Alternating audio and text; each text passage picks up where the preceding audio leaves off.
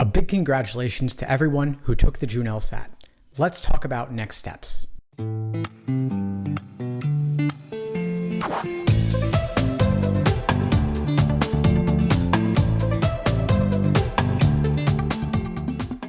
Hey, what's up everybody? Steve Schwartz here from LSAT Unplugged, joining you today to talk through the June LSAT and your next steps in the LSAT and law school admissions process. Before I get into it, I wanted to let you know that I put together a free easy LSAT cheat sheet linked below this video to help you jumpstart your studying.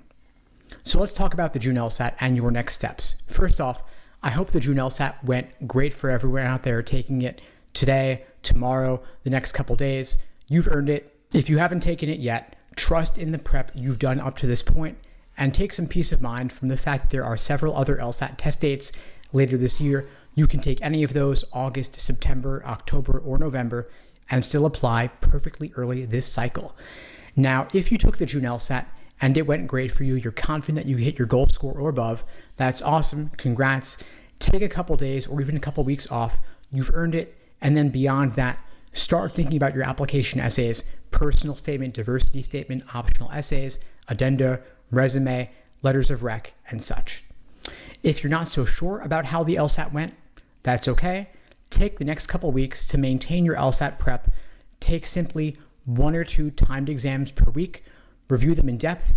That's enough.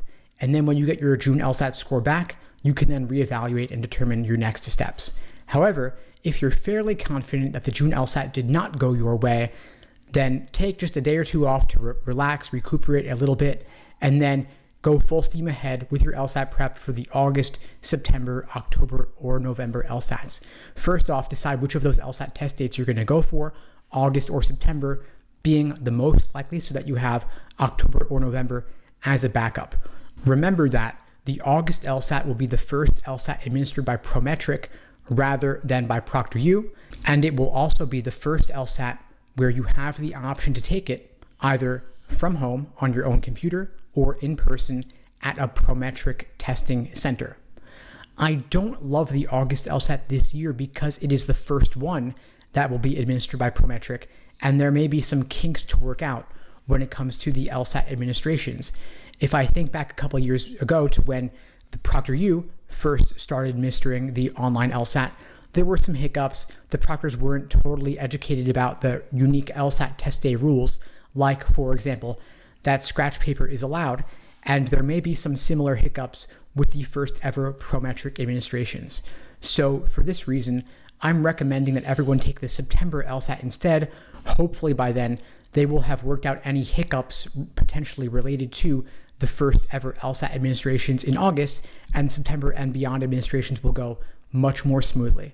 The September LSAT, again, is perfectly early enough to apply this cycle, as is the October and November LSAT administration. So either of those would also be fine.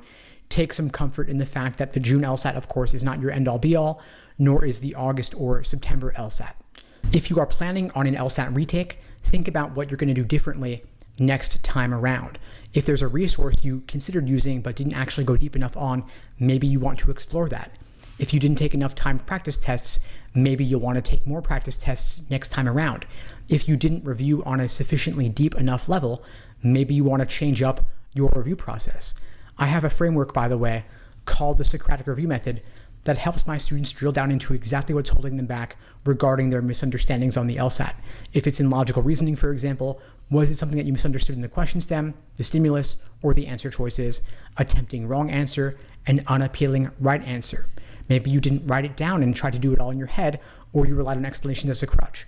Whatever it was, think about what you're going to change up differently going forward for the next 2 to 3 months or so until your LSAT retake. If you're done with the LSAT, of course, that's fantastic. Time to shift gears and focus more on your application essays. Even if you are planning on retaking the LSAT in August, September, October, or November, it's never too early to ask for your recommendation letters from your recommenders, professors, employers, anyone who supervised you in an internship, for example, or volunteer experience.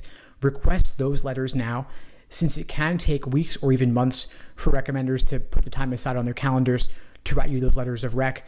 The application essays that you're writing, of course, you have a lot more leeway on those, but it's also never too early to start drafting those essays. At least start thinking about what your topics will be, write a couple of rough drafts, edit them, have friends look them over. The best writing goes through several rounds of edits. So start now, put it away for a week, come back to it with a fresh perspective, a little distance. You can then get a bit more serious and harsh even in your revisions to put together the strongest piece of writing possible. Of course, the LSAT is the number one factor in the admissions process, followed by the GPA, and then everything else, including the essays. So while the essays are not as important, they still are worth your consideration, and you can still, of course, make a massive impact on those. If you're not yet done with the LSAT, though, of course, make that your priority for now. You can always work on the essays more later, but at least start thinking through what some potential topics might be. Look at your resume to get some ideas for that. And if you'd like my help with your application essays, my team of editors and I would love to help you out. We help our students with all documents that you're submitting: personal statement, diversity statement, optional essays, addenda, resume, even requesting letters of rec. We also have a full law school admissions course inside our platform to help you out with all of that. So check out the links below this video to find out more and to book a call with me and my team. We'd love to help you out. And if you found this video helpful, please do me a favor, like the video, leave a comment, and subscribe to the channel if you haven't done so already. It really helps with that YouTube algorithm, and I really do appreciate it. In the meantime, I'll wish you all the best and take care.